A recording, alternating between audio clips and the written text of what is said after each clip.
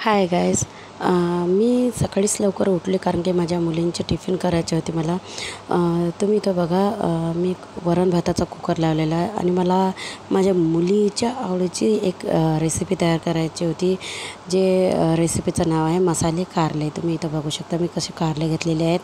माझ्या मिस्टरांनी आदल्या दिवशीच कारले आणलेले होते कारण की माझ्या मुलीला मसाले कारले खाण्याची खूप इच्छा होत होती. खूप दिवसापासून ती म्हणत होती की मम्मा मला मसाले कारले हवे आहेत, कारण की तिचे फेवरेट आहेत. त्यासाठी मी इथं छान चिरून घेतलेले आहे. त्यामधलं सर्व बी जे आहेत ते काढून घेतलेलं आहे कारण की ते बी जर राहिलं तर कडूपणा राहते त्यामध्ये.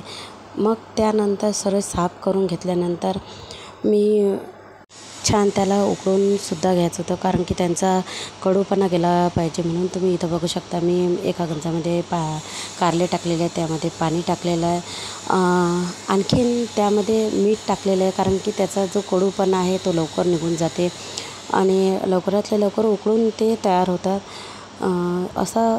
शेगडीवरती ठेवून दिलेलं आहे मी उकळण्यासाठी. त्यानंतर मी इथं मसाल्याच्या तयारीला लागले. धने घेतलेले आहे कढईमध्ये, जिरं, तीळ, मोहरी, मेथी हे सर्व छान भाजून घेतलेलं आहे. त्यानंतर भाजल्यानंतर ते काढून घेतलेलं आहे. त्यानंतरच लगेच थोडी काळे मिरे, कलमी, शेषपत्ता, लोंग हे सर्व भाजून घेतलेलं आहे.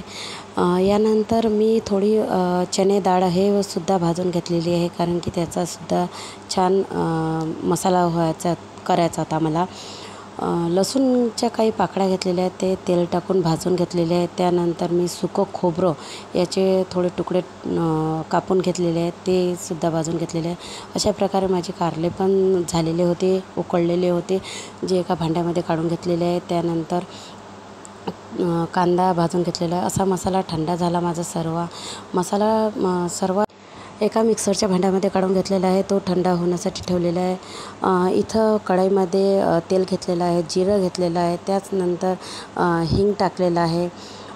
त्यानंतर मी कांदासुद्धा टाकलेला आहे, जो सॅलो फ्राय करून घेतलेला आहे मी छान, कारण की यामध्ये मला जो सुका मसाला काढलेला होता तो मला फ्राय करायचा होता. छान त्याला टेस्ट आणायची होती मला. हा कांदा झाल्यानंतर मी त्यामध्ये लाल तिखट, धने पावडर, हळद हे सर्व टाकलेलं आहे. छान तेलामध्ये ते पण फ्राय केलेलं आहे कारण की त्यामध्ये मला जो सुका मसाला होता तो काढायचा होता. सर्व मसाला करण्यासाठी थोडा वेळ लागते कारण की जेवढा वेळ लागणार तेवढी छान टेस्ट येणार आहे भाजीमध्ये. त्याचबरोबर मला थोडा लेट पण होत होता कारण की माझ्या मुलीच्या स्कूलला थोडा वेळ होता, त्यासाठी घाईमध्ये करत होती कारण की माझ्या मुलीची गाडीसुद्धा गेली नाही पाहिजे म्हणून. तुम्ही इथं बघू शकता मी छान मसाला तयार करून घेतलेला आहे. झाकण ठेवून मंद आचेवर ठेवलेलं आहे कारण की थोड्या वेळ ती सॉफ्ट झाला पाहिजे, त्यामुळे इथं मसाला माझा तयार झालेला आहे. याच नंतर मी थोडी सांबार टाकून त्याला छान टेस्ट आणली सांबाराची.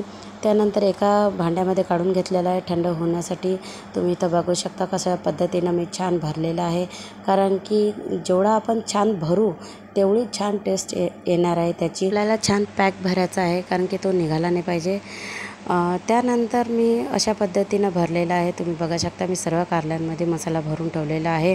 इथं बघा तुम्ही मी कशा पद्धतीनं भरलेला आहे. त्यानंतर एका कढईमध्ये तेल टाकलेलं आहे, त्यामध्ये सर्व जे मसाल्याचे कारले होते ते भरून ठेवलेले आहे मी. त्यामध्ये माझा राहिलेला जो मसाला होता तो सुद्धा टाकलेला आहे. यामध्ये झाकण ठेवून त्याला थोडा मंद आचेवरती ठेवून दिलेला आहे मी.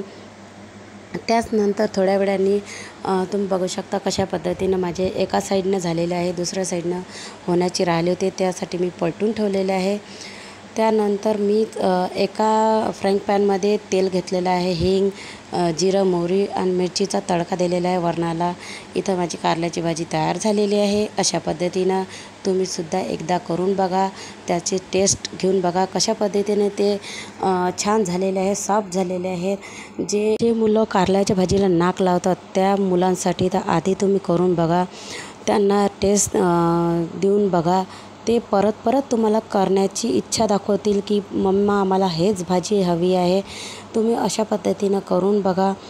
तुम्हाला या भाजीची टेस्ट कशी वाटते ते मला कमेंट बॉक्समध्ये नक्की शेअर करा. लाईक करा, शेअर करा, सबस्क्राईब करणं विसरू नका.